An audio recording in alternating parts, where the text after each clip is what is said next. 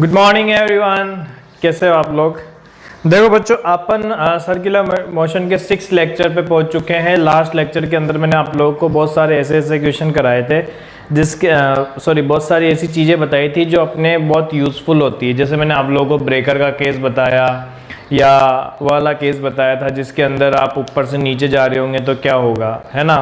फिर मैंने आप लोगों को कॉनिकल पेंडुलम के बारे में बताया कि कॉनिकल पेंडुलम क्या होता है, उसके टाइम पीरियड की कैलकुलेशन कैसे करते हैं, वेलोसिटी की वैल्यू क्या आती है। ठीक है, अब देखो वर्टिकल सर्कुलर मोशन अपन स्टार्ट करेंगे। उसके पहले मैं एक ब्रेकर का एक और सीन आप लोगों को बताता हूँ, और वो क्या है आप लोगों ने देखा ही होगा। देखो आप लोगों ने देखा होगा कि कुछ इस टाइप के भी ब्रेकर होते हैं।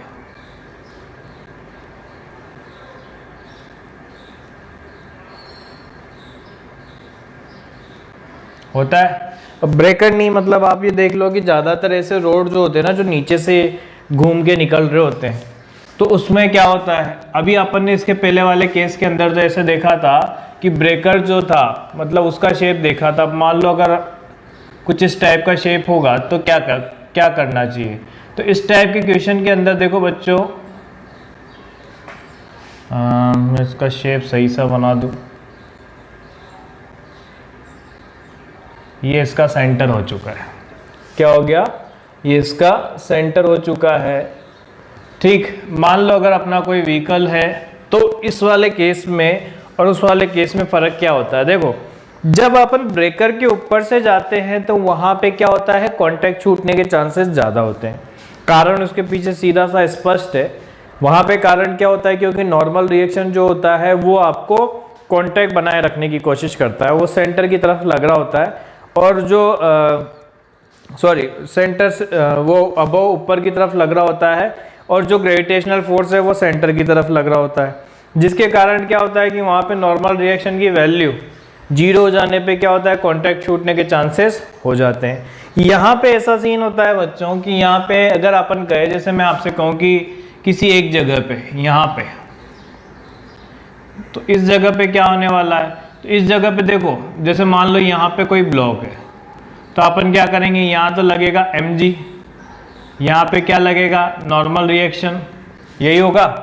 अब अपने को पता है कि यहाँ और यहाँ क्या होगा, ये एंगल अगर मैं थीटा, क्योंकि ये थीटा है तो ये होगा, तो ये आ जाएगा mg cos थीटा, और ये क्या आ जाएगा mg sin theta.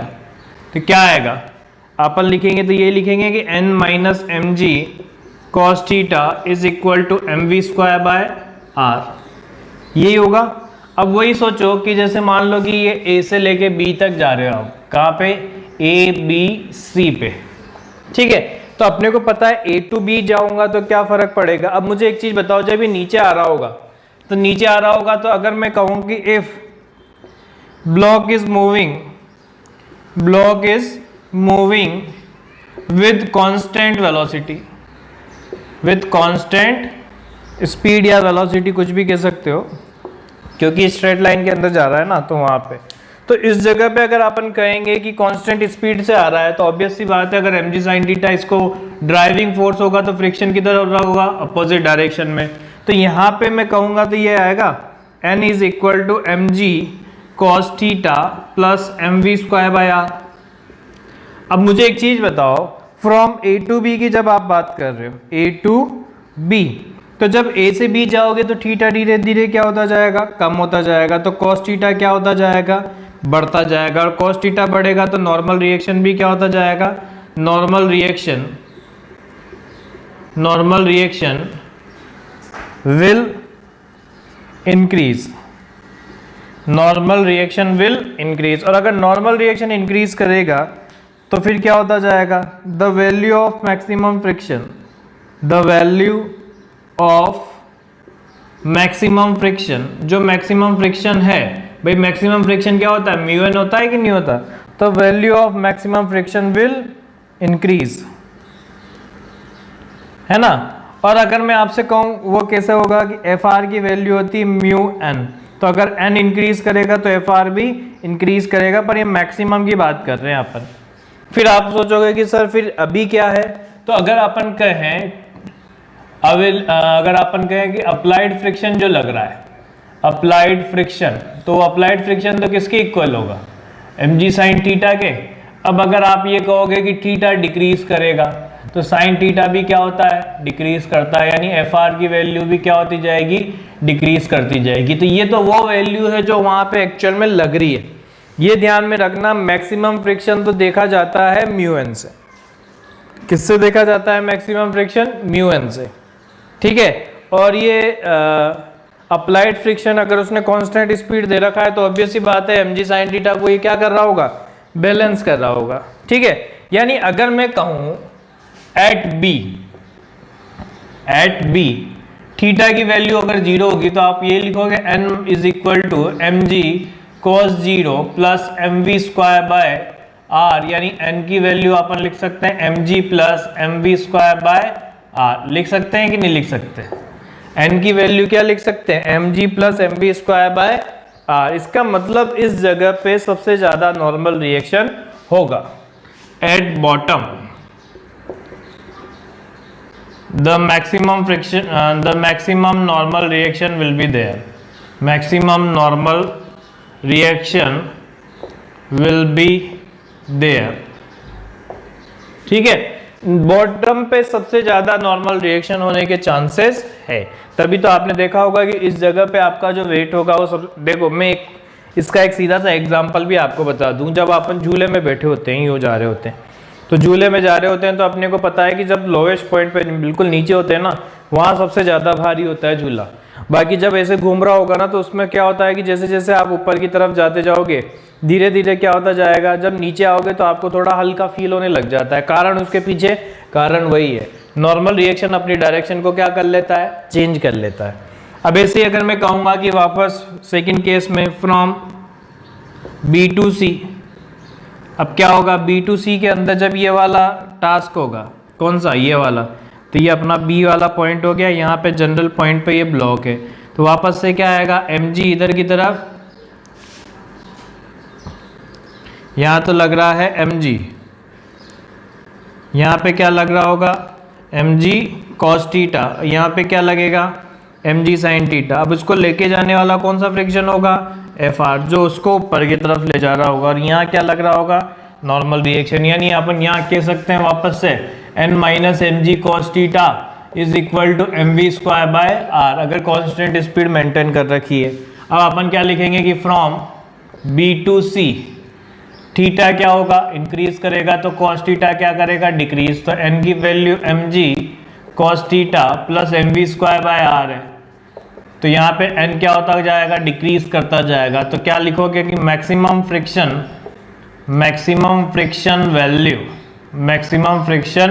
Value will decrease, है ना। अब ऐसे ही अगर मैं कहूँगा कि अप्लाइड फ्रिक्शन जो वहाँ पे लग रहा होगा, अप्लाइड फ्रिक्शन, तो अप्लाइड फ्रिक्शन क्या होगा, mg साइन थीटा के इक्वल है या नहीं है। तो अगर थीटा इंक्रीज करेगा तो साइन थीटा भी क्या करेगा, इंक्रीज करेगा। साइन थीटा इंक्रीज करेगा तो एफ आर भी क्या होता जाएगा, इंक्रीज करता जाएगा। तभी तो आपने देखा होगा कि यहाँ से जब कोई भी पार्टिकल, या आप ऐसे समझ लो कि कोई भी बाइकर है, अगर कंटिन्यूसली यहाँ से यहाँ तक मूव करेगा तो क्या करता है, सीधी डायरेक्शन में चला जाता है। रीजन उसके पीछे क्या होता है, ड्राइविंग फोर्स जो होता है ना वो बढ़ता जाता है। ड्राइविंग फोर्स क्या होता जाता है, बढ़ता जाता है। मतलब आप यहाँ ऊपर की तरफ लेके जाओगे तो वहाँ पे देखो नॉर्मल रिएक्शन की वैल्यू कम होती जा रही है ना, और अप्लाइड फ्रिक्शन की वैल्यू क्या होती जा रही है, बढ़ती जा रही है। ठीक है, जल्दी से स्क्रीनशॉट ले लो, फिर अपन आगे बढ़ते हैं। अब स्टार्ट करते हैं वर्टिकल सर्कुलर मोशन के बारे में।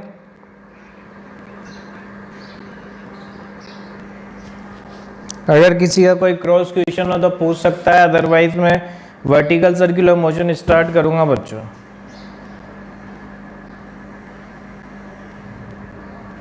ठीक है, चलो अब अपन स्टार्ट करते हैं अपना वर्टिकल सर्कुलर मोशन के बारे में।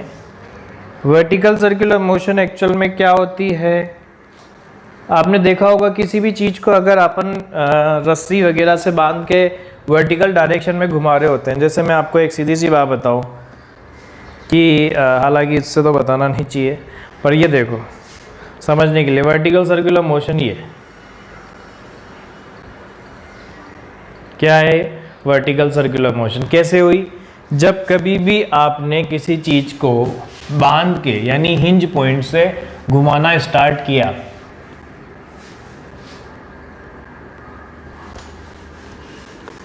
तो वहां पे क्या होता है? अब मैंने आप लोगों को लास्ट लेक्चर के अंदर एक चीज बताई थी कि जब वर्टिकल सर्कुलर मोशन होगा तो अपन किसका यूज करेंगे, किसका कंपोनेंट करते हैं? mg के, है ना। तो देखो मैं आपको एक इसमें बहुत अच्छी चीज बताऊंगा, ध्यान से समझे सभी बच्चे। वर्टिकल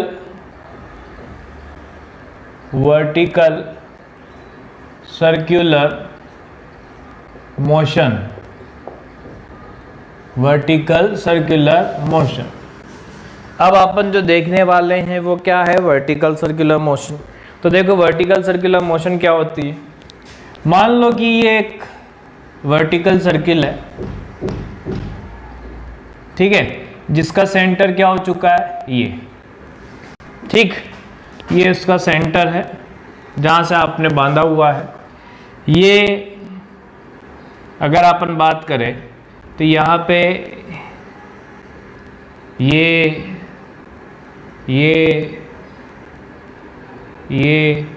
ये पॉइंट हो गया A, ये हो गया B, ये हो गया C, ठीक है।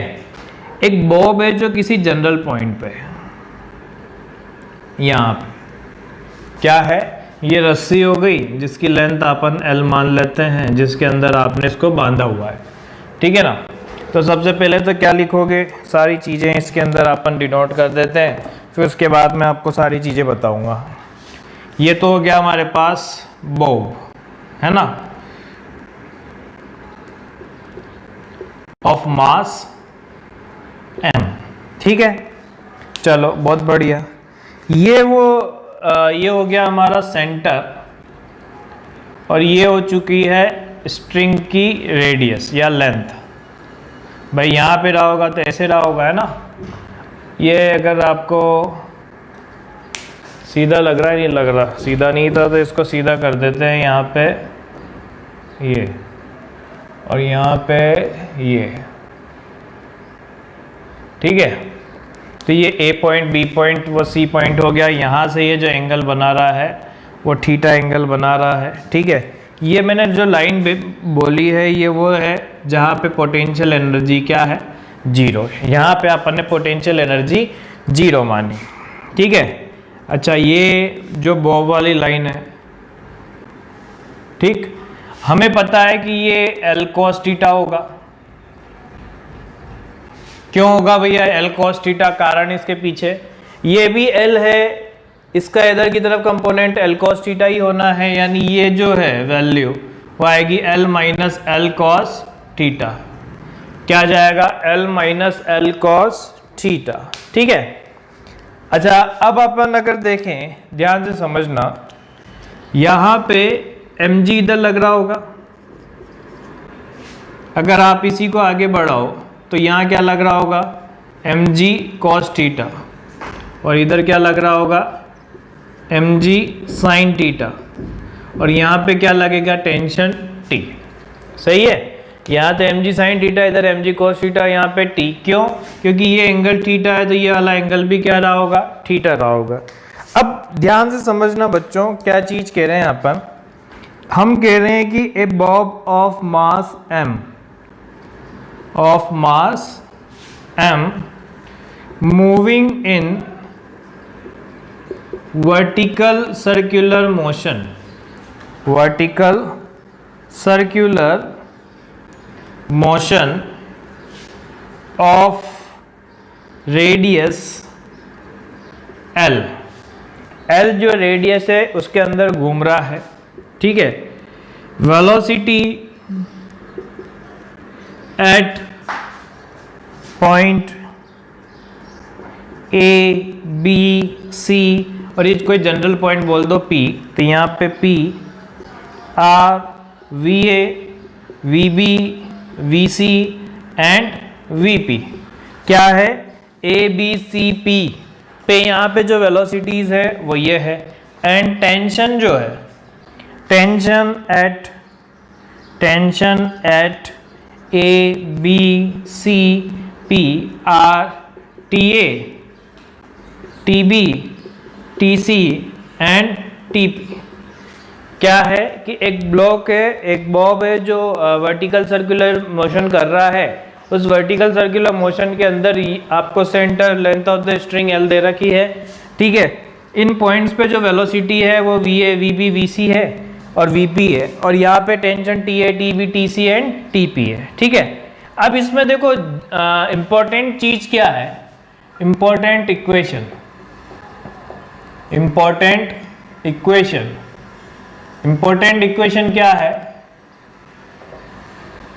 पहली चीज तो क्या करेंगे कि अगर अपन इसमें इक्वेशन लगाएंगे तो क्या है कि जो भी नेट फोर्स होगा उसको सर्कुलर मोशन की तो भाई जैसे अपने को पता है कि बॉब इज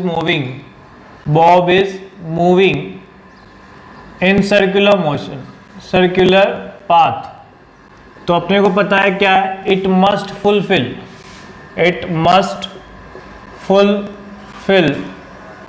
रिक्वायरमेंट ऑफ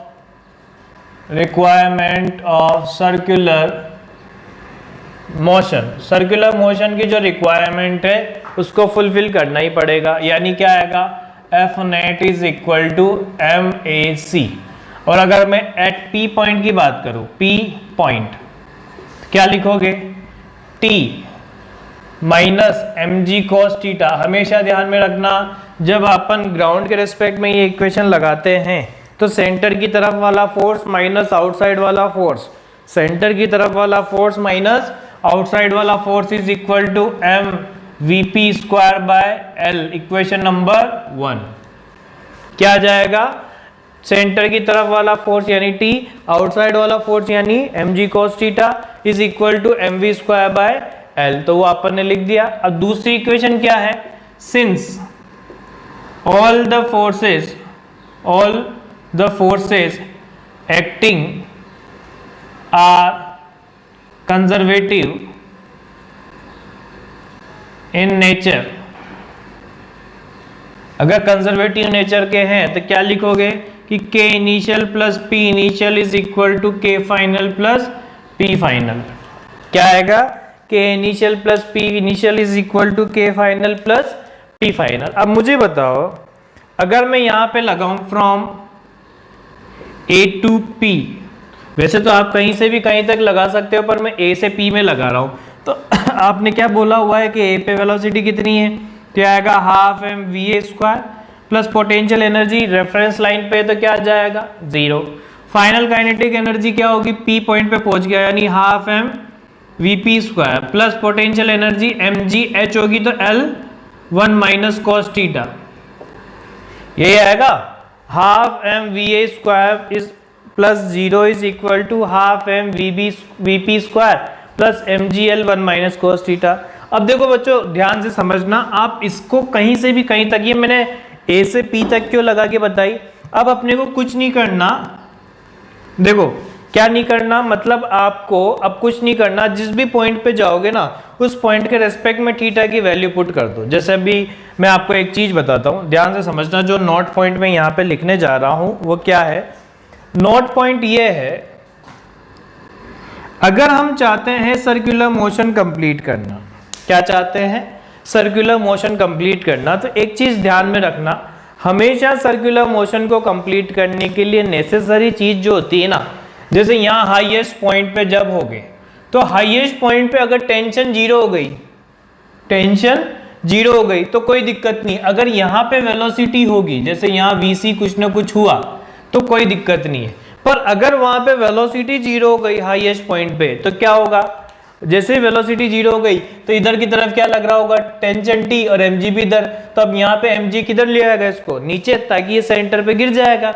तो इस वजह से अपन क्या करते हैं कि अगर हम चाहते हैं कि मिनिमम ये सर्कुलर पाथ को कंप्लीट कर ले तो अपन क्या करते हैं, ये मान के चलते हैं कि हाईएस्ट पॉइंट पे अगर आपने ये मान लिया कि वहाँ पे वेलोसिटी है, टेंशन जीरो हो गई, तो मतलब फिक्स उस पर सर्कुलर मोशन होगी। मतलब बात समझना, अगर मेरे से पूछा जाए कि कितनी मिनिमम वेलोसिटी मुझे देनी चाहिए लोवेस्ट पॉइंट पे कि ये जस्ट सर्कुलर मोशन को कंप्लीट कर ले, तो उसके लिए क्या होता है, हाईएस्ट पॉइंट पे वेलोसिटी को जीरो नहीं होना चाहिए, चाहे टेंशन हो जाए जीरो, उससे कोई दिक्कत नहीं है।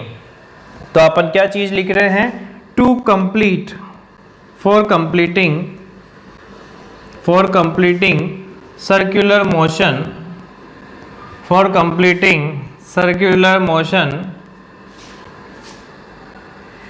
velocity at highest point will not be zero,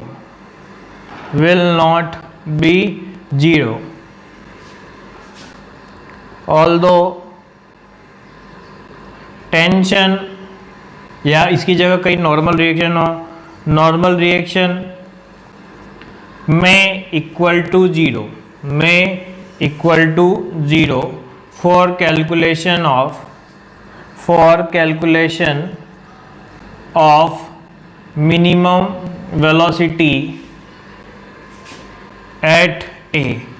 अगर हम चाहते हैं कि ए पॉइंट पे वो मिनिमम वेलोसिटी निकालो जिसकी वजह से सर्कुलर मोशन जस्ट कंप्लीट हो जाए, तो अपन ये मान के चलते हैं कि हाईएस्ट पॉइंट पे क्या हो जाए, टेंशन जीरो हो जाए। अब मुझे एक चीज बताओ, पहली अब अपन इन इक्वेशंस को अप्लाई करना देखते हैं। देखो, फ्रॉम ए टू सी लगा रहे हैं अपन, क्या लगा रहे हैं, ए टू सी, ठीक।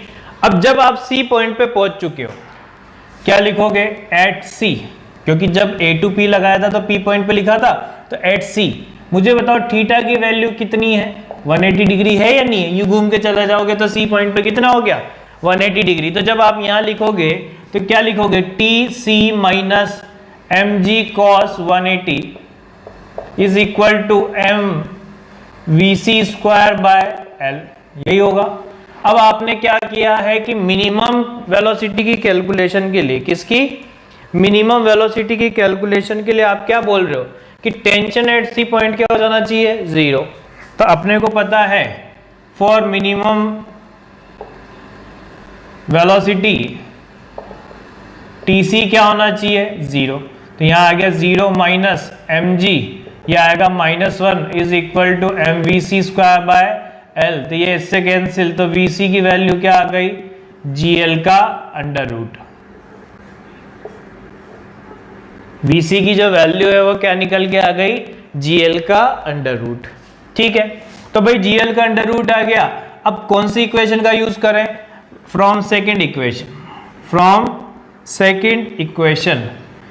इक्वेशन के लिए क्या होगा, ए से सी तक लगा रहे हो ना, तो आप यहां क्या लिखोगे, half M we A square is equal to half M we C square plus M G L 1 minus cos 180 degree. क्या आ जाएगा, half M we A square is equal to half M, we C की value कितनी आई, तो root g L यानी g l plus M G l, और यहाँ क्या आ जाएगा 2। तो एलजीएम लेंगे तो क्या आ जाएगा, half M we A square is equal to 5 M ji L upon 2। तो यहां से वी ए की वैल्यू जो आएगी वो कितनी आ जाएगी, under root of 5 G L, कितनी आ जाएगी, under root of 5 G L. समझ में आई, यानी minimum velocity for completing the circular motion at lowest point is equal to कितना होगा, तो वो आएगा हमारे पास कितना, under root of 5 G L. यानी अगर हम चाहते हैं किसी बॉब को इतनी वेलोसिटी से घुमाना कि वो जस्ट सर्कुलर मोशन को कंप्लीट कर ले, तो इसका मतलब minimum velocity eight lowest point क्या देनी पड़ेगी, रूट 5 जी एल। ये अपने को बिल्कुल अच्छे से याद रखनी है ना। आप लोग जितना इसके अंदर ध्यान में रखोगे उतना ही आपके लिए बेनिफिशियल रहेगा, इसलिए अपने को ये चीज़ ध्यान में रखने की किस तरीके से सॉल्व करना है, ठीक है। एक बार आप लोग मुझे रिप्लाई कर दो, फिर मैं और आगे पॉइंट बताता हूं आपको। किसी को कोई डाउट हो इसके अंदर तो पूछ सकता है।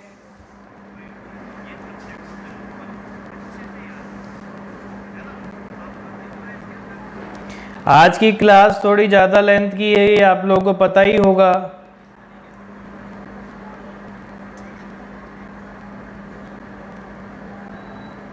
जल्दी से सभी बच्चे रिप्लाई कर दें। सभी बच्चों का रिप्लाई आना चाहिए। जो कंजूसाई कर रहे हैं बताने में, उनसे भी मेरा रिक्वेस्ट है कि आप लोग भी बता दें। रिप्लाई करने में कुछ जाता नहीं है। बोलो भाई, जल्दी से रिप्लाई करो, फिर अपन आगे बढ़ें।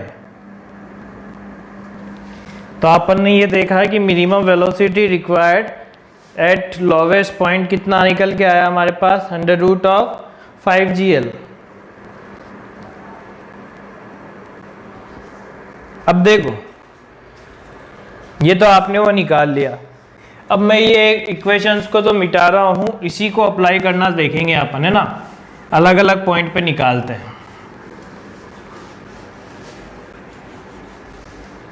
ये डायग्राम में इसलिए नहीं मिटा रहा हूँ ताकि अपने एक रेफरेंस डायग्राम हो जाए, ठीक। अब मुझे एक चीज बताओ, यहां पे जब मैं कहूंगा टेंशन एट ए पॉइंट, क्या कहूंगा, टेंशन एट ए पॉइंट, कौन सी इक्वेशन लगानी चाहिए, फर्स्ट वाली, कौन सी, थीटा वहां पे 0 डिग्री है तो क्या लगाओगे, T minus M G cos 0 is equal to M we A square by L. तो यहाँ क्या आया, T minus M G is equal to M 5gl upon L. तो ये इससे कैंसिल, तो T एट ए की वैल्यू आ गई 6mg। कितनी आ गई, 6mg, यानी टेंशन एट लोवेस्ट पॉइंट जो निकल के आई वो कितनी निकल के आई, 6mg। मिनिमम टेंशन इतनी होनी चाहिए, ठीक है।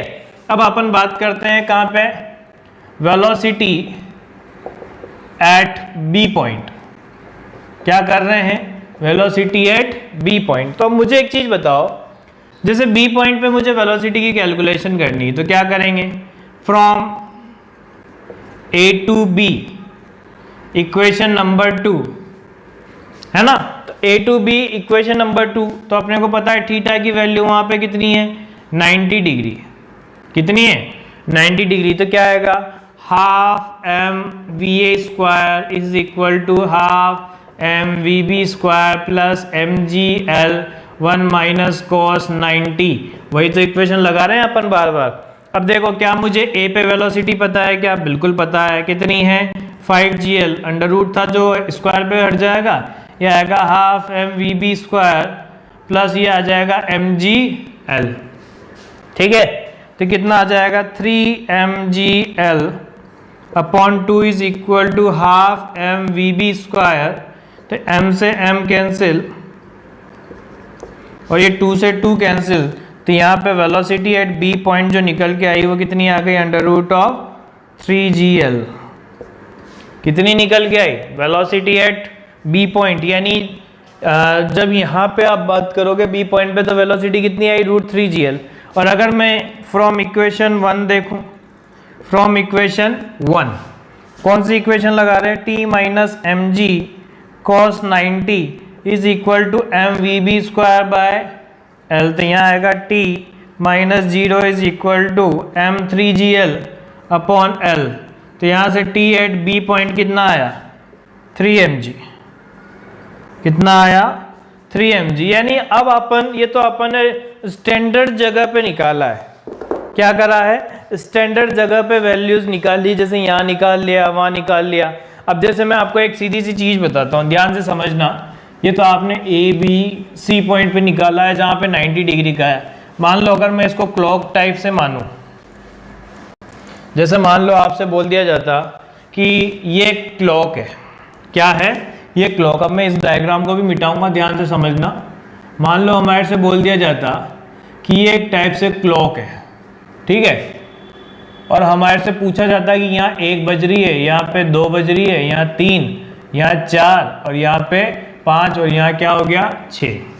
तो अपने को एक चीज पता है कि पूरा 3 से 6 के बीच में जो एंगल होता है 90 डिग्री। यानी अगर मेरे को 5 पे वेलोसिटी निकालनी होगी तो थीटा की वैल्यू 30 डिग्री। यानी हर एक के बीच में 30-30 डिग्री का डिफरेंस होता है कि नहीं होता। तो अगर मैं यहाँ पे निकालना चाहूँ for velocity at 5, velocity at 5 क्या करेंगे, half M we A square plus 0 is equal to half M V 5 का square plus M G L 1 minus cos 30 degree, यही तो करोगे। अब समझ में आ गया ना क्या है कि एक पे वेलोसिटी पता लग गई तो हर एक पे वेलोसिटी निकाल ही सकते हैं। कैसे, ये आ जाएगा हाफ एम 5gl। ये इंपॉर्टेंट पॉइंट्स में चल रहा है, अब इन चीजों को एक एक करके समझना। क्या आ जाएगा, हाफ एम वी 5 का square plus M G L 1 minus √3/2। तो देखो यहां से एम जी एल अगर अपन देखेंगे तो कितना आ जाएगा, यह आ जाएगा 3 mgl/2 प्लस यह आ जाएगा √3 mgl/2 is equal to half M V 5 का स्क्वायर। एम से एम सब में क्या हो गया, कैंसिल, तो 2 से 2 भी कैंसिल, तो वेलोसिटी वी 5 की वैल्यू क्या आ गई, √3 प्लस √3 और यहाँ पे gl, 3 प्लस √3 gl। ठीक है, तो ये आपने 5 पे निकाल ली, क्या कर ली, 5 पे निकाल ली। टेंशन निकालनी हो तो t minus M G cos 30 degree is equal to M V 5 का स्क्वायर बाय एल, तो आ जाएगा t is equal to √3 mg/2 plus कितना आ जाएगा, ये l से डिवाइड हो जाएगा तो ये आएगा 3 mg प्लस √3 mg,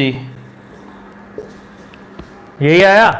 तो यहां से अपन टेंशन की कैलकुलेशन कर सकते हैं, है ना, ध्यान से समझो। मैं ये प्रैक्टिस की फॉर्म में इसलिए करा रहा हूं बच्चों, ताकि आप लोगों को इस इक्वेशन से आप हैबिचुअल हो जाओ और फिर उसके बाद आपसे कोई भी क्वेश्चन आए। देखो मैं इसमें से पॉइंट अपन अच्छे से ही पूरे देख देख के निकालेंगे कि क्या आएगा। देखो t की वैल्यू जो निकल के आएगी वो कितनी आ जाएगी,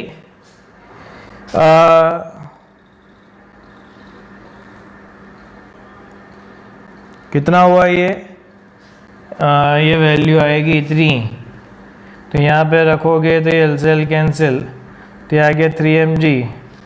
देखो ये कितना आ गया, ये आ गया 2 प्लस 3, तो आ जाएगा 6 mg प्लस 3√3 mg/2। ये हमारे पास टेंशन निकल के आई। क्या निकल के आई, टेंशन 5 पे निकल के आई है। ये कहाँ पे निकल के आई, 5 पे। ऐसे ही अगर मुझे 4 पे निकालना होगा तो क्या करेंगे, for velocity eight 4, for velocity eight 4, तो 4 पे वेलोसिटी निकालने के लिए क्या होगा, ये आ जाएगा half M we A square is equal to half M V 4 का square plus M G L 1 minus cos 60 degree, क्योंकि थीटा की वैल्यू वहाँ पे कितनी आ जाएगी, 60 डिग्री आएगी कि नहीं आएगी भाई। यहाँ 30 अगला 30, टोटल कितना हो गया 60। अब यहाँ रखोगे तो कितना आ जाएगा, हाफ एम 5 पे वेलोसिटी √5 gl है तो स्क्वायर, ये हाफ एम वी 4 का स्क्वायर प्लस एम जी एल/2, तो कितना आ जाएगा। जब अपन यहाँ पे रखेंगे तो कितना आएगा, देखो ये आ जाएगा ये मैंने सही तो किया ना, 1 माइनस कॉस 30। हाँ, तो यहाँ देखो कितना आया, ये आ जाएगा 4gl/2 is equal to half M we A square. तो यहाँ से वेलोसिटी एट ए पॉइंट कितना आ गया, √4gl, यानी वेलोसिटी एट 4 जो है वो कितनी आ गई, √4gl। ठीक है, अब यहाँ पे टेंशन निकालना हो, टेंशन एट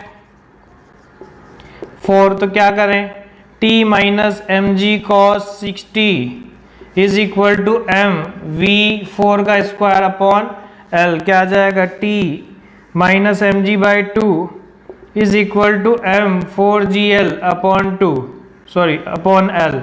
तो ये अपना आ गया, कितना आ जाएगा, t की वैल्यू आ जाएगी 9 mg/2, क्या निकल के आ गई, 9 mg/2। तो अब आपको क्या करना है बच्चों, जो चीज़ मैं आपको बता रहा हूँ, आप लोगों का होमवर्क है, हर एक बच्चे को क्या करना है, आपको निकालना है। देखो 6 पे मैंने निकाल दिया, 5 पे निकाल दिया, 4 पे निकाल दिया, 3 पे भी निकाल दिया और यहाँ पे 0 पे भी निकाल दिया। आपको क्या करना है कि velocity at 2 and 1, also the tension at 2 and 1 आपको निकालनी है। क्या करनी है?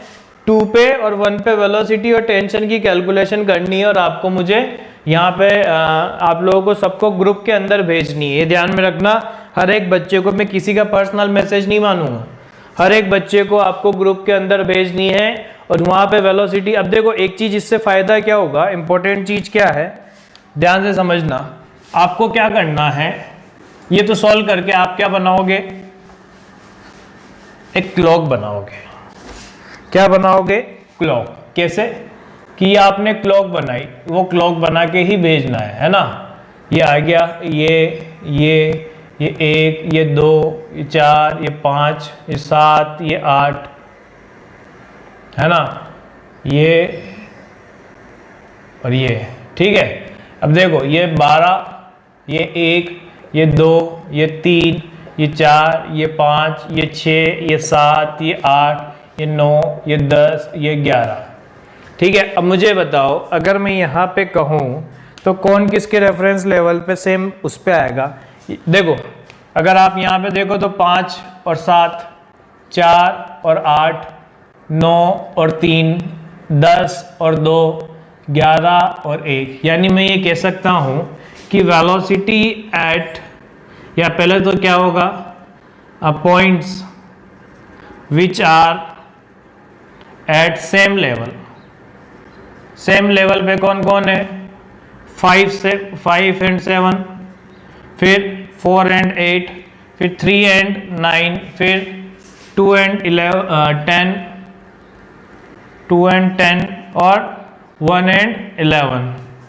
तो जब दोनों सेम लेवल पे है तो क्या करेंगे, यहाँ आएगा velocity at 5 and velocity and tension, velocity and tension at 5 and 7 are equal.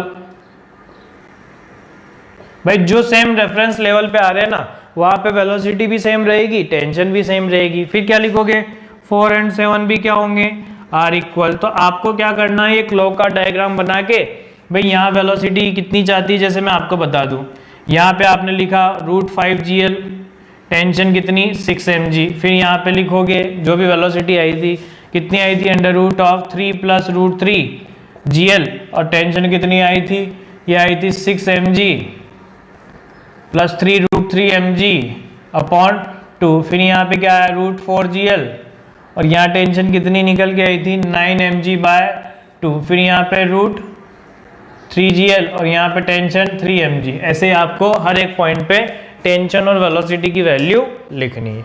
ये आप लोग बना के भेजोगे ग्रुप में, ठीक है। अगर यहाँ तक हर एक बच्चे को क्लियर है तो जल्दी से रिप्लाई करो, फिर मैं और इसकी इंपॉर्टेंट बात बताता हूँ आपको।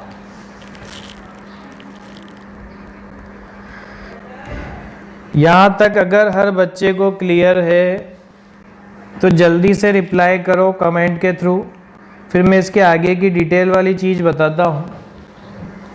पे सेकंड जो पॉइंट है, पॉइंट नंबर 2, जैसे अगर मेरे से बोल दिया जाए कि मिनिमम की बात नहीं है, अब क्या है, मिनिमम की बात नहीं है, आपसे ये बोल दिया गया है कि वेलोसिटी, जब आपने एक बॉब को बांधा हुआ है, आपसे बोल दिया जाए कि √, यहाँ पे हमने वेलोसिटी दी है 7gl, कितनी दे दी, 7gl। तो आपसे बोला जाए कि बताओ भैया यहाँ पे वेलोसिटी कितनी होगी, कहाँ पे, यहाँ पे और यहाँ पे, यानी vb कितना होगा और vc कितना होगा, ठीक है।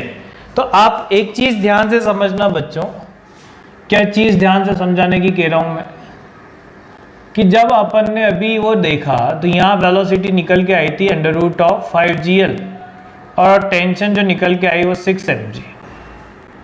यहाँ अगर आप देखोगे तो वेलोसिटी निकल के आई थी √3gl और यहाँ पे टेंशन कितनी निकल के आई 3 mg। यहाँ वेलोसिटी की बात करें तो वेलोसिटी आई थी √GL और टेंशन कितनी आई 0। निकल के आई कि नहीं आई। अब मुझे एक चीज़ बताओ, अगर आप लोग यहाँ पे कुछ कॉम्बिनेशन बिठाना चाहो तो यहाँ पे क्या कॉम्बिनेशन दिख रहा है। अगर मैं यहाँ पे ध्यान से देखूँ तो मुझे एक चीज़ समझ में आ रही है, वेलोसिटी में कहीं ना कहीं 2 का डिफरेंस आ रहा है। किस में आ रहा है, वेलोसिटी में कहीं ना कहीं 2 का, यानी 5 में से 3 गए तो वहाँ पे 2 आ रहा है, फिर 3 में से फिर 2 गए तो वहाँ 1 आ रहा है। इसका मतलब कहीं ना कहीं ऐसा कुछ कॉम्बिनेशन हो रहा है। अच्छा टेंशन में भी देखो 6 आ रहा है, यहाँ पे 3 आ रहा है, फिर यहाँ अगर आप देखोगे तो 0 आ रहा है। इसका मतलब टेंशन तो 3 से कम होती है और वेलोसिटी जो होती है वो 2 से कम होती है। पर इसमें भी कहते हैं ना, नकल में भी अकल की जरूरत होती है, तो ध्यान से समझना। मान लो ये तो आपको 5 दे रखा है, इसलिए डायरेक्ट कह दोगे अच्छा कि यहाँ √7GL है, तो आप यहाँ कह दोगे कि भैया यहाँ तो √5GL आनी है, और यहाँ पे कह दोगे कि √of कितना 3GL आनी है। वहाँ तो समझ में आ रही है, पर नकल होगी कैसे, मतलब जैसे मान लो मेरे से बोल दिया जाए कि यहाँ पे u वेलोसिटी है, कहाँ पे, यहाँ पे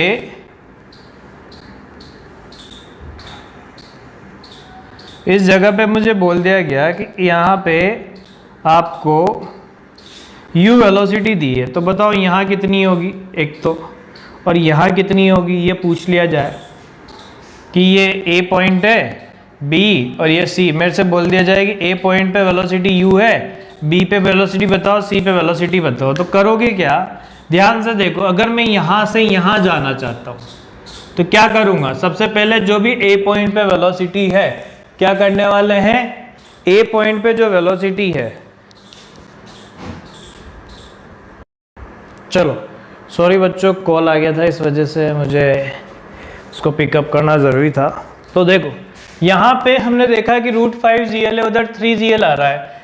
अगर मैं कहूँ A और B की वेलोसिटी में रिलेशन बताओ तो कैसे बताओगे। सबसे पहली स्टेप वेलोसिटी एट A का स्क्वायर, फिर सेकेंड स्टेप फिर वहाँ पे VA का स्क्वायर किया, उसमें से क्या करो √2GL माइनस करो।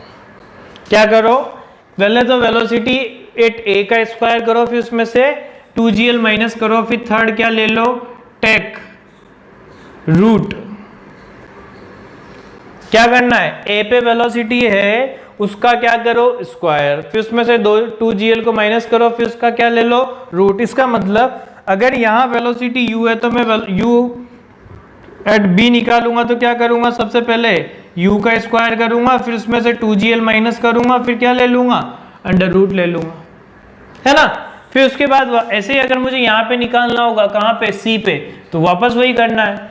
बस यहाँ पे क्या करना है, B की वेलोसिटी लेनी होगी, तो B की वेलोसिटी है ही, तो यहाँ देखो क्या जाएगा, इस जगह पे मैं लिखूंगा तो क्या जाएगा u² माइनस 4GL का √ भाई A की वेलोसिटी उसका स्क्वायर किया। अब अपने को पता है B पे 2GL का आएगा तो C पे कितने का 2GL का और आ जाएगा। इसका मतलब टोटल कितना हो गया 4GL। तो ये चीज़ ध्यान में रखना बच्चों की, यहाँ पे और यहाँ पे इस तरीके से वेलोसिटी निकालनी होती है। अब जैसे मुझे एक बार बताओ, यहाँ पे टेंशन जो भी आ गई, अब यहाँ पे तो टेंशन लिख सकते हो ना, T की वैल्यू क्या आएगी, T = भाई टेंशन T ऊपर लग रहा होगा, mg नीचे लग रहा होगा, ध्यान से समझो। तो यहाँ क्या लिखोगे, T = mg प्लस mu²/L, ये लिखोगे नहीं लिखोगे, यही आएगा ना। तो अगर मुझे यहाँ पे ये लिखना है, तो अब आपसे अगर पूछे कोई कि भैया मुझे ये बताओ टेंशन एट यहाँ क्या आने वाला है इस जगह पे, तो कुछ मत करो, डायरेक्ट इसमें से 3 mg माइनस करो, क्या आएगा mg plus mu²/L minus 3 mg। Answer क्या आएगा, T = mu²/L माइनस 2 mg। ये हमारा आंसर आ गया, ठीक है। अच्छा यहाँ से मुझे डायरेक्ट यहाँ की टेंशन लिखनी हो C की, तो क्या करें भाई, 3 का डिफरेंस आता है ना टेंशन के में, तो अगर यहाँ की टेंशन लिख दी तो 3 का डिफरेंस यहाँ आया 3 mg का, अब 3 mg का यहाँ, तो टोटल कितने का 6 mg का डिफरेंस आएगा कि नहीं आएगा। तो मैं यहाँ क्या लिखूंगा, mg plus mu²/L minus 6 mg, तो T एट C क्या आ जाएगा, ये आ गया mu² bye L minus 5 mg। कितना आ गया? mu² bye L minus 5 mg। तो किसी भी जनरल पॉइंट पे अगर मुझे टेंशन लिखनी होगी, देखो आप लोगों को अलग से समझ में आया इसलिए मैं ये चीज़ लिख रहा हूँ, ठीक है ना। तो यहाँ पे TC, ये इस जगह पे टेंशन है। अगर अपने को कभी भी किसी भी पॉइंट पे, ये ट्रिक है बच्चों जो मैं आप लोगों को समझा रहा हूँ, क्या होता है ज़्यादातर ऐसे पूछा जाता है। अब जैसे मैं आपको देखो एक सीधा सा बताऊँ क्वेश्चन, ये हमारे को क्वेश्चन दे दिया कि ये आपको दे दिया कि यहाँ वेलोसिटी जो है ना वो है √8 GL, ठीक है, बस ये दे रखा है। और ये बोल दिया कि ये एक बॉब है, स्ट्रिंग से बांधा हुआ है। आपने क्या किया है? एक बॉब है जिसको स्ट्रिंग से बांधा हुआ है, ठीक है, ये विजिबल तो है ही, ठीक। अब यहाँ पे अगर मैं आपसे कहूँ कि यहाँ √8 GL है, तो यहाँ वेलोसिटी क्या बताओगे? यहाँ वेलोसिटी आप बता दोगे कि सर यहाँ की वेलोसिटी का स्क्वायर 8 GL माइनस 2 GL करूँगा, फिर अंडर रूट लूँगा, तो यानी यहाँ पे वेलोसिटी 6 GL का अंडर रूट आ जाएगी। यहाँ पे क्या आ जाएगी? यहाँ वेलोसिटी की बात करेंगे तो कितनी आ जाएगी? √4 GL आ जाएगी, ठीक है। अब बात करते हैं यहाँ टेंशन की। तो यहाँ जो वेलोसिटी आ रही है ना उसमें देखो ध्यान से समझना, यहाँ पे √5 GL आई थी तो टेंशन 6 mg आई थी, तो यहाँ कितनी आने वाली? 9 mg आएगी कि नहीं आएगी? थोड़ा समझो। यहाँ √8 GL आ रही है तो यहाँ पे कितनी आ जाएगी? 9 mg टेंशन। यहाँ अब 3 माइनस करते चलो, कितना आएगा? 6 mg, फिर 3 माइनस करेंगे तो कितना आ जाएगा? 3 mg, यानी हाईएस्ट पॉइंट पे टेंशन ऐसे आ गई। समझ रहे हो? तो अपने को ये चीज़ ध्यान में रखना है, एग्जाम्पल अपने को कुछ भी दे रखा हो, अगर अपने को ट्रिक अच्छे से आती है तो वो कर सकते हैं। अच्छा अब देखो, ये मैं बोल रहा हूँ डायग्राम 2। अगर मेरे से बोला जाए इस डायग्राम 2 के अंदर, अगर मेरे से बोला जाए in diagram 2 change in velocity 1 to 2, आपसे बोला जाए कि चेंज इन वेलोसिटी 1 से 2 में क्या होगी, तो ज़्यादातर बच्चे बहुत जल्दी आंसर दे देते हैं कि सर √2 GL होगी।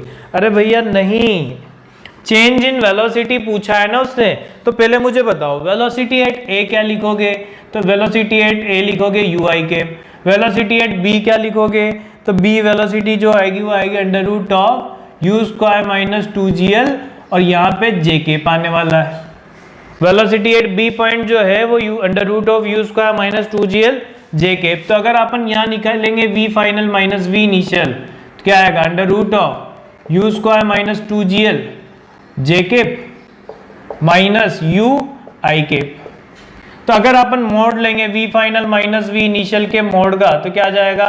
√U² माइनस 2GL, और यहाँ पे प्लस U², तो क्या आया? √2U² माइनस 2GL, यानी U² माइनस GL इंटू 2।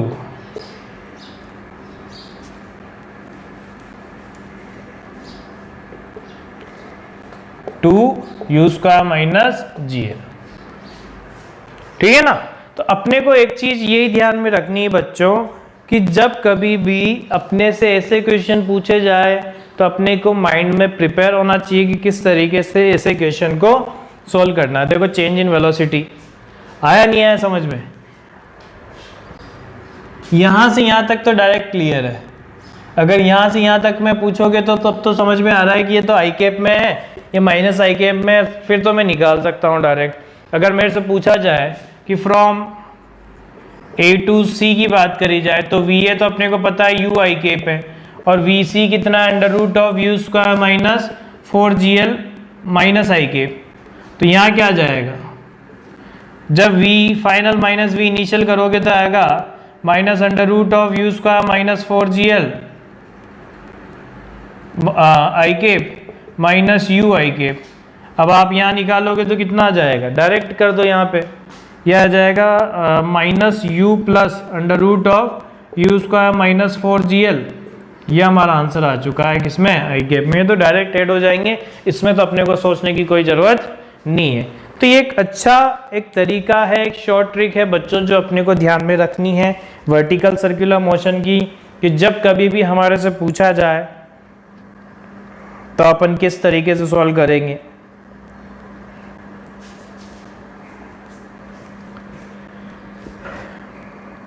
जल्दी से मुझे रिप्लाई करके बता दो कि ये चीज़ आप लोगों को क्लियर हो गई है या नहीं हुई।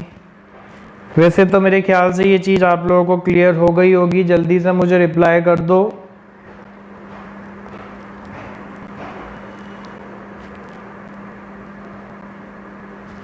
सभी बच्चों का रिप्लाई आना चाहिए। किसी को कोई डाउट हो तो वो पूछ सकता है। वैसे मैंने डाउट जैसी कोई चीज़ रखी नहीं है, आप लोग इजीली यहाँ पे तरीके से सॉल्व कर सकते हो।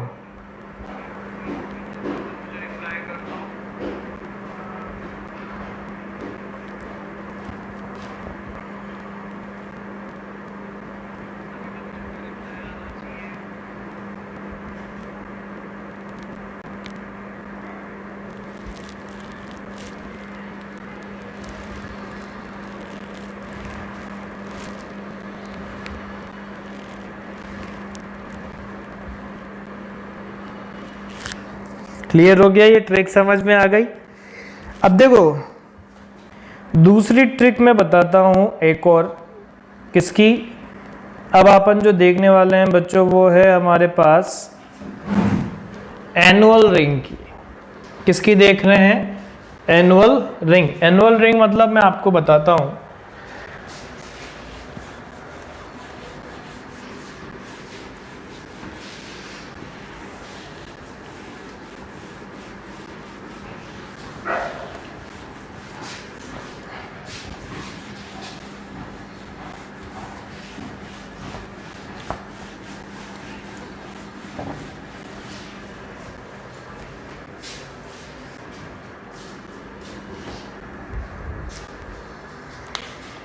अब देखो मान लो हमारे को स्टार पॉइंट है, अगर ऐसे का क्वेश्चन आ गया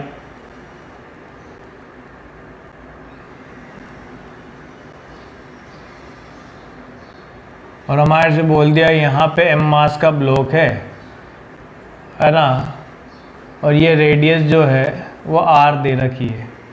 आपसे बोला जाए कि मिनिमम वेलोसिटी कितनी होनी चाहिए to complete the circular motion. क्या बोला हुआ है? What should be the minimum velocity of block at lowest point to reach at highest point। अब इस वाले केस में क्या है, वहां पे चीज बंधी हुई थी। वहां पे क्या था? चीज बंधी हुई थी, जिसकी वजह से क्या हो रहा था कि टेंशन कहीं ना कहीं जीरो हो रही थी। यहां पे ऐसा कोई टेंशन की दिक्कत ही नहीं। क्यों? क्योंकि अंदर वाली जो रिंग है ना, ये जो होलो पार्ट है, तो अंदर वाला जो पार्ट है इसको सपोर्ट प्रोवाइड कर रहा है। मतलब कैसे भी अगर ये रुक भी जाता है ऊपर जाके, अगर ये रुक भी जाता है, यहाँ पे अपने को क्या है, वहां वाले और यहाँ वाले केस में ऐसा था कि जब वो ऊपर जा रहा था तो अगर रुक जाएगा तो सेंटर से पास हो जाएगा। क्या होगा? अगर वो रुक जाता तो वो कहाँ से पास हो जाता? सेंटर से। जैसे मैं आपको बताऊं भी सही, मान लो अगर हमारे को उसी में बताना हो तो उस वाले केस में ये था कि जब ये सेंटर आप बनाओगे कि यहाँ आपने वेलोसिटी दे दी √4gl, तो अपने को एक चीज पता है √4gl है, तो यहाँ वेलोसिटी क्या होगी? तो यहाँ वेलोसिटी आ जाएगी √2gl। तो यहाँ जाके वेलोसिटी क्या हो जाएगी? 0। तो यहाँ वेलोसिटी 0 आ जाएगी। यहाँ वेलोसिटी √4gl है, यहाँ √2gl है, तो यहाँ वेलोसिटी क्या हो जाएगी? 0। इसका मतलब इस वाले केस में तो क्या था, since here if velocity of particle at highest point become 0, particle will leave circular path and fall down passing from center centre से पास होते हुए क्या होगा, पार्टिकल नीचे गिर जाएगा। कुल मिला के ऐसा होगा कि वहां सपोर्ट नहीं होने की वजह से जब ये यूं जाएगा ना, तो यूं ऐसे चला जाएगा। कहां से, सेंटर से पास होता हुआ किधर आ जाएगा, नीचे। अगर आपने मिनिमम वेलोसिटी कितनी दे दी, √4gl दे दी भाई, यहाँ पे √4gl होगा, टेंशन 5 mg आ जाएगी। यहाँ पे टेंशन कितनी आ जाएगी, 2 mg, और यहाँ तो टेंशन होगी नहीं। इसका मतलब पार्टिकल पहुंचेगा तो सही, पर वो किधर से हाफ सर्किल को क्रॉस करता हुआ चला जाएगा। बट क्या हुआ कि अगर मैं इसको कहूं फिगर 1 की बात करें, तो अपन इसमें क्या लिखेंगे, but in figure 1 since inside ring is providing support to block so that it will not fall down, so velocity of block may become zero at highest point। Highest point जो है वहां पे वेलोसिटी क्या हो सकती है, 0 हो सकती है। तो वेलोसिटी अगर हाईएस्ट पे 0 हो सकती है ना, तो क्या करोगे, half mva² is equal to half mv, ये यहाँ पे पहुंच रहा है तो ये a हो गई, यहाँ पे वेलोसिटी c मान लेता हूँ, तो ये vc का स्क्वायर प्लस mg, और यहाँ टोटल लेंथ 12 आ जाएगी ना, ये 2r, ये 2r होगा, तो यहाँ पे 2r कर देते हैं। ठीक है, अब ये तो 0 हो रहा है, तो वेलोसिटी एट a क्या आ जाएगा, √4gr। यानी जब इस वाला रिंग का केस आएगा ना, तो minimum velocity required to complete the circular motion is √5gr। बात समझना, अगर हमारे से यहाँ पे पूछ लिया जाए कि नीचे वाले और ऊपर वाले केस में क्या डिफरेंस है, तो मैंने विद एक्सप्लेनेशन आपको दोनों में लिखवा दिया है ना। तो यहाँ पे ठीक। अब मान लो जैसे इसी में एक और केस पूछ लिया जाता कि जो बॉब वाला केस है ना, क्या पूछता, बॉब वाला केस है कि ये हो गया सर, यहाँ से अपन ने बांधा हुआ है, ये सेंटर है। ठीक, मुझे बताओ यहाँ पे वेलोसिटी दे दी √3gl, कितनी दे दी, √3gl, और आपसे पूछा जाए find out the angle from vertical where it become at rest। अब आपने क्या करा, वही बॉब वाले क्वेश्चन में जिसका मास m है, लोवेस्ट पॉइंट पे वेलोसिटी कितनी दे दी, √3gl, और आपसे पूछा हुआ है कि किस जगह पे वर्टिकल से एंगल बताना है और किस जगह पे इसकी जो वेलोसिटी है वो 0 हो रही है। अब देखो थोड़ा आपको समझना पड़ेगा, यहाँ तो वेलोसिटी √gl आ रही है, इसका मतलब कहीं ना कहीं क्रॉस कर जाएगा। तो मान लो कि यहाँ कर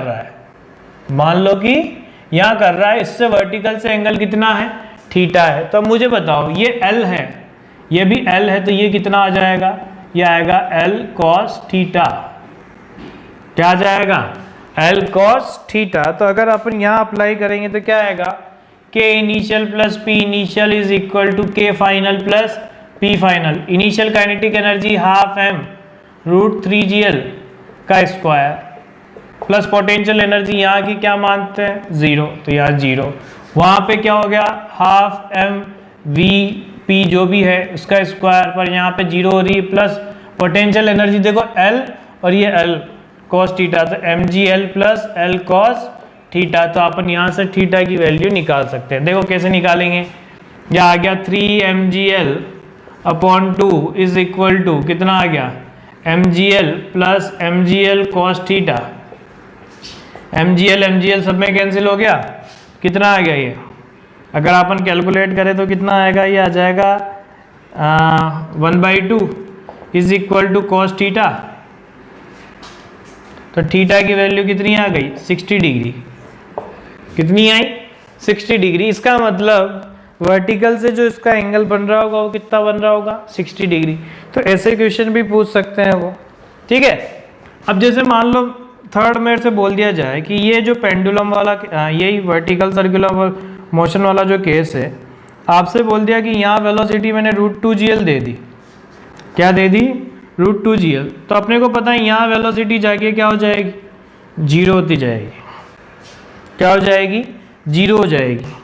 तो जब यहाँ वेलोसिटी 0 हो जाएगी तो अब मुझे एक चीज़ बताओ, इस जगह पे अगर वेलोसिटी 0 हो रही है तो इसका मोशन कैसा होगा। तो मोशन होगा ऐसा, ये पार्टिकल आएगा यूँ जाएगा, यहाँ वेलोसिटी फिर 0 हो जाएगी, फिर आएगा फिर ये, यानी इसका जो मोशन होगा वो क्या आ जाएगा motion of particle is oscillations having lowest point as mean position, having lowest point as mean position। mean position जो है वो lowest position होगी, सॉरी mean position होगी, है ना। फिर इसके बाद ऐसा मान लो अगर अपने से बोल दिया जाए, तो यहाँ पे अगर अपने से कह दिया कि वेलोसिटी जो है √v की वैल्यू √2gl है, तो क्या होगा यहाँ कहीं पे होगा और इसका मोशन जो होगा वो ऐसा आ जाएगा, यूँ जाएगा। और ये ऑसिलेशन तो यहाँ पे भी होगा पर वो 90 डिग्री के केस वाला नहीं होगा। मतलब कैसा होगा ऊपर जाके वापस ऐसे, इसमें क्या आ जाएगा ये यूँ ऐसा कंटिन्यूसली होता रहेगा, ठीक है ना। तो ये कुछ केसेस है अपने को याद रखने हैं। अपन ये भी निकाल सकते हैं कि किस जगह पे वैल्यू थीटा की कितनी आ रही होगी। लास्ट वाले केस में अगर √2gl से कम वेलोसिटी होगी तो अपन वो एंगल की कैलकुलेशन भी कर सकते हैं, सेम वैसे ही जैसे अभी अपन ने ऊपर वाले केस के अंदर किया।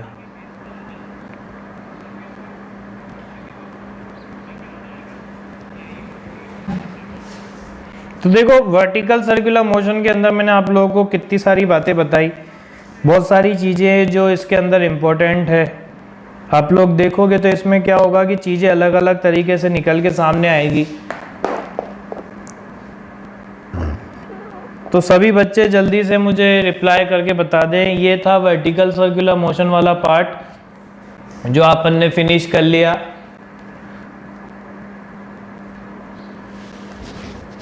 वर्टिकल सर्कुलर मोशन सभी को क्लियर हो गया।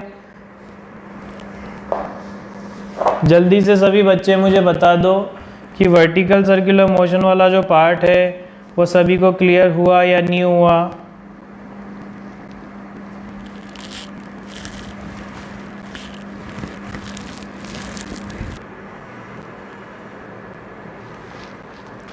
चलो तो देखो बैंकिंग का बेसिक मीनिंग क्या होता है।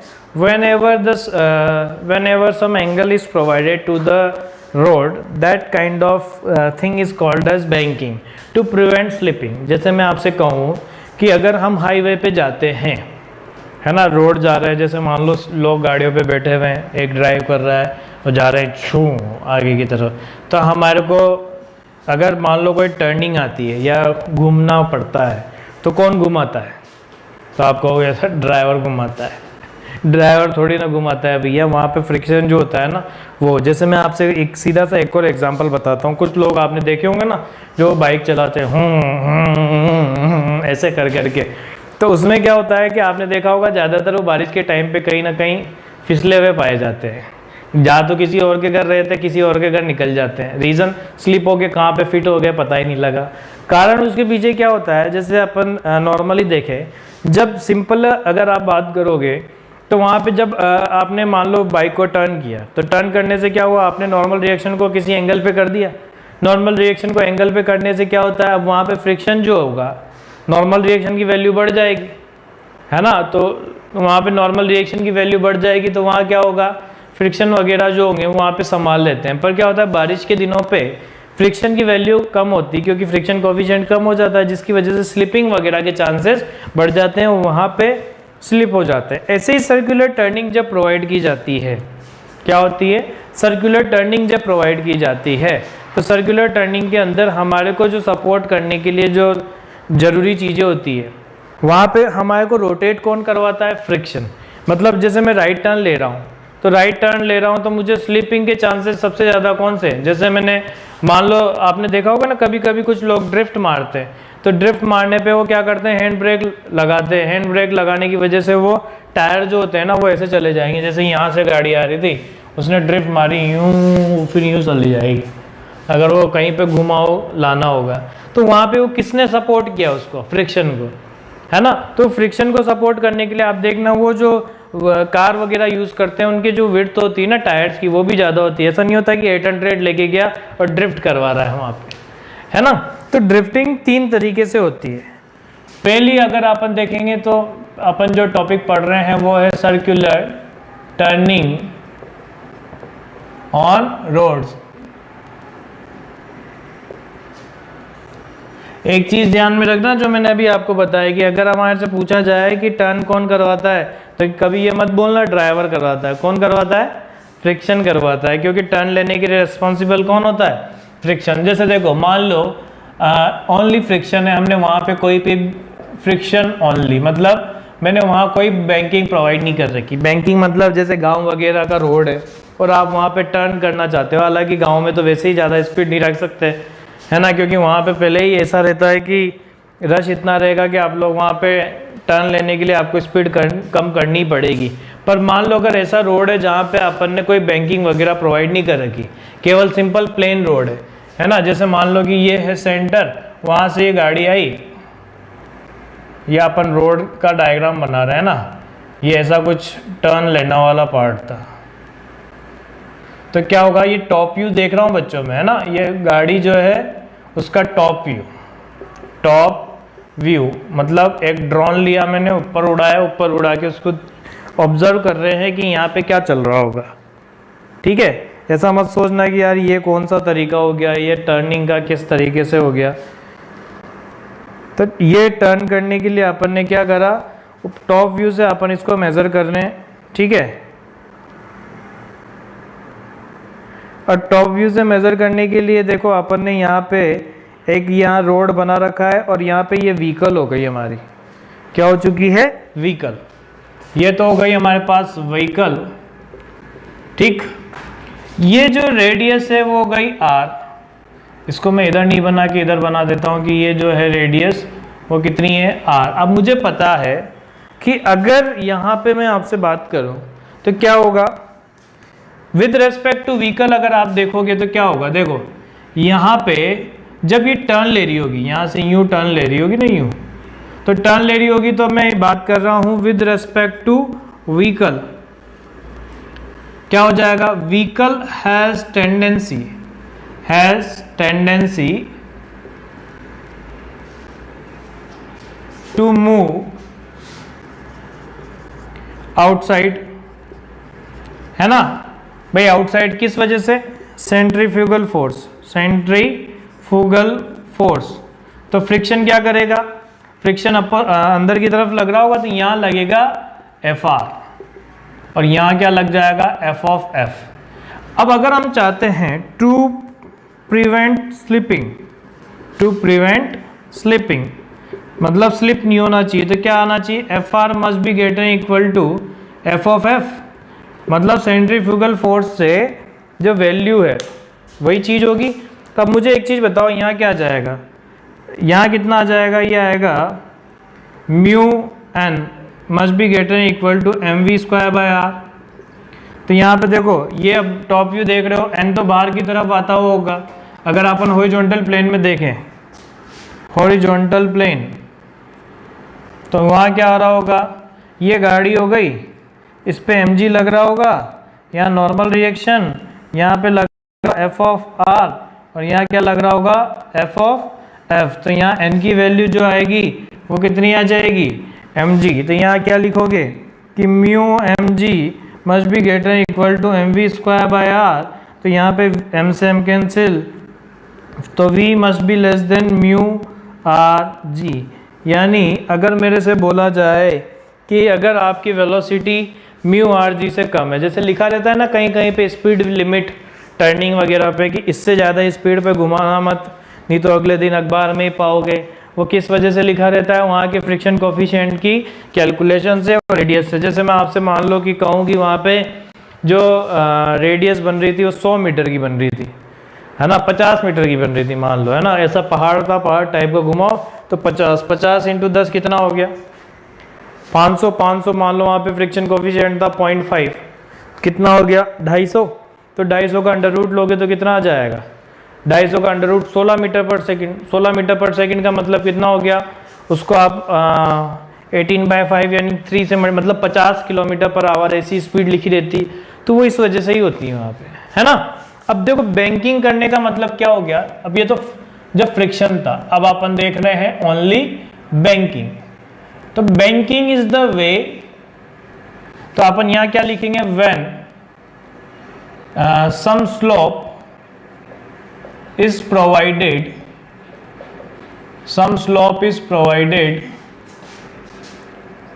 to road to prevent slipping,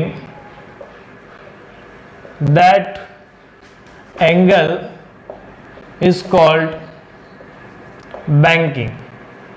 ये जो तरीका होता है उसे क्या बोला जाता है, बैंकिंग। जैसे मैं आपको एक सीधा सा वो बताता हूँ, इसको समझना। जैसे मान लो ये रोड पहले ऐसा हुआ करता था, बिल्कुल फ्लैट, है ना। अब आपने क्या करा, जो सेंटर वाला पार्ट था उसके रिस्पेक्ट में इसको हल्का सा एंगल दे दिया। ये जहाँ पे सर्किल में आप घूम रहे थे ना वहाँ पे, तब क्या हुआ, सामने से मैंने ये ट्रक आता हुआ देखा, ये इसका फ्रंट व्यू है ना, ये ड्राइवर मुझे दिख रहा है और उसके साथ वाला एक और पर्सन बैठा हुआ है ये, ठीक है ना। तो अपन फ्रंट व्यू देख रहे हैं। तो अब क्या हुआ, पहले जो यहाँ पे सर्कुलर मोशन ऐसे हॉरिजॉन्टल प्लेन में होता था, अब सर्कुलर मोशन किसके अंदर हो गया, इसके अंदर। उससे फायदा क्या हुआ, देखो फायदा और नुकसान की बात मैं आपको बताऊंगा।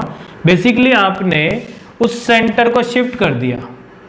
क्या करा आपने, उस सेंटर को शिफ्ट कर दिया। कैसे सेंटर को शिफ्ट किया, पहले अगर हॉरिजॉन्टल लाइन होती तो सेंटर यहाँ होता। अब ये ऐसे होने की वजह से सर्कुलर मोशन ऐसे करेगा। अब देखो उससे क्या चीज पे फर्क पड़ता है, देखो अब यहाँ ऐसा होगा कि देखो ये mg होगा, अब हॉरिजॉन्टल सर्कुलर मोशन होगी, देखो यहाँ पे n। हॉरिजॉन्टल सर्कुलर मोशन में एक चीज सर ने बताई थी, अगर ये एंगल थीटा तो ये भी थीटा, तो यहाँ ये आ जाएगा n cos थीटा और ये क्या आ जाएगा n sin थीटा। ठीक, तो आप क्या लिखोगे, सेंट्रीफ्यूगल फोर्स में बनाऊंगा Ff, तो क्या चीज आएगी कि n cos थीटा जो है वो तो किसको बैलेंस करेगा, mg को, और n sin थीटा जो है वो किसको बैलेंस करेगा, Ff, यानी mv²/r को। ये इक्वेशन नंबर 1, ये इक्वेशन नंबर 2। तो 2 डिवाइडेड बाय 1 करेंगे तो क्या आ जाएगा, tan theta is equal to mv²/mgr, तो ये इससे कैंसिल, तो कितना आ जाएगा, v² is equal to rg tan theta. और ये आपने देखा भी होगा v की वैल्यू आ गई rg tan थीटा, यानी ये वो लिमिट आ चुकी अंडर रूट में, है ना। तो ये वो वेलोसिटी निकल के आ गई। बैंकिंग प्रोवाइड करने से क्या हो गया, बैंकिंग प्रोवाइड करने से ये हुआ कि जो वेलोसिटी की लिमिट है वो हमारे पास निकल के आ चुकी है। तो देखो यहाँ पे मैं आपको एक सीधी सी चीज़ बताता हूँ, जैसे समझना, एग्जाम्पल से आपको क्या होगा, चीज़ें क्लियर होगी। जैसे मान लो ये अपना हॉरिजॉन्टल रोड था, ये वाली जो लाइन है ना बच्चों, ये सेंटर की है, तो ये अपना ट्रक है ना। तो यहाँ पे ये ऐसे सर्किल में घूम रहा है, ठीक, सर्किल में घूम रहा था। तो कौन सा केस हुआ, वो फ्रिक्शन वाला, सिंपल फ्रिक्शन का, है ना। अब मैंने क्या करा, ये जो रोड था ना इसको हल्का सा टिल्ट कर दिया, अगर आप देख पा रहे हो तो मैंने हल्का सा टिल्ट किया। ये एंगल जो होता है ना वो बहुत कम डिग्री का होता है। अब क्या हुआ, जब ये ट्रक घूमेगा तो वो किसके रेस्पेक्ट में, सेंटर जो है वो थोड़ा ऊपर शिफ्ट हो चुका है। तो जो सेंटर को शिफ्ट करना, या आप ऐसे कह सकते हो कि रोड को थोड़ा एंगल प्रोवाइड कर देना ही क्या कहलाता है, बैंकिंग। जिसकी वजह से क्या होता है, अब आप एक चीज बताओ, द एंगल इज स्मॉल, है ना, but due to banking normal reaction increases. अब आप पूछेंगे कि सर ऐसा क्यों, नॉर्मल रिएक्शन कैसे इंक्रीज होता है? अरे भैया देखो, पहले अगर सिंपल हॉरिजॉन्टल रोड होता तो N is equal to mg, horizontal road की अगर अपन बात करें कि एक सिंपल रोड है उस पर ही है, पर अब आ रहा है n cos theta is equal to mg, तो n की वैल्यू क्या आएगी? mg upon cos theta. अब मुझे पता है cos थीटा जो भी होगा वो लेस देन 1 तो होगा, तो n की वैल्यू क्या आ जाएगी? mg से ज़्यादा आ जाएगी। यानी आपने कुल मिला के इसको बढ़ा दिया। और इसका मैं एक सीधा सा एग्जांपल बताता हूँ। जब स्लिपरी रोड होता है, जैसे अगर मैं आपसे कहूँ कि मान लो कि यहाँ पानी है और एक पर्सन है, उसको जाना है, तो पाँव को देखना हमेशा ऐसे रखता है, जो इसके ये तो पाँव हो गया, वो ऐसे जाएगा पाँव को ऊंचा करते हुए। मैं पाँव का डायग्राम बना रहा हूँ, मतलब ये जो उसके पाँव के पंजे होते हैं ना, उसके फॉर्म में जा रहा होता है। कारण उसके पीछे वो नॉर्मल रिएक्शन को किसी एंगल पे कर देता है, जिसकी वजह से नॉर्मल रिएक्शन का कंपोनेंट जो होता है ना n cos थीटा और ये n sin theta, n cos theta क्या करता है? mg को बैलेंस, जिसकी वजह से n इंक्रीज करता है और फ्रिक्शन भी इंक्रीज कर जाता है। मतलब बेटर वे, अगर हमारे को किसी भी वाटर वाली सरफेस या फिसलने वाली सरफेस होती है तो हमेशा कैसे जाना चाहिए? पूरा कांटेक्ट नहीं बनाते हुए हम कैसे जाएं? पंजों के बल जाना चाहिए। उससे क्या होता है? नॉर्मल रिएक्शन का कंपोनेंट आ जाता है, और नॉर्मल रिएक्शन का कंपोनेंट आने की वजह से क्या होता है? वो कंपोनेंट mg को बैलेंस करता है, जिसकी वजह से नॉर्मल रिएक्शन इंक्रीज हो जाता है। जिसकी वजह से क्या हो जाता है? नॉर्मल रिएक्शन इंक्रीज हो जाता है ना। ये तो अपन ने देखा सिंपल जब फ्रिक्शन था, ये अपन ने देखा जब बैंकिंग था। अब अपन देखते हैं जब फ्रिक्शन और बैंकिंग दोनों होंगे। चलो ये वाली चीज अपन ने पढ़ ली ना कि फ्रिक्शन और बैंकिंग, वाली अपन नेक्स्ट लेक्चर में पढ़ेंगे। ठीक है, हो सकता है कि मैं आप लोगों की कल क्लास लूँ, इसलिए आप लोग तैयार रहना। आप लोगों को मैं मैसेज के थ्रू इन्फॉर्म कर दूंगा, क्योंकि अपना अब ये सर्कुलर मोशन का पार्ट कंप्लीट हो चुका है। ये बैंकिंग हुआ और 1-2 एग्जाम्पल है वो होते हैं, इसके बाद ये सर्कुलर मोशन कंप्लीट हो जाएगा। ठीक है, चलो।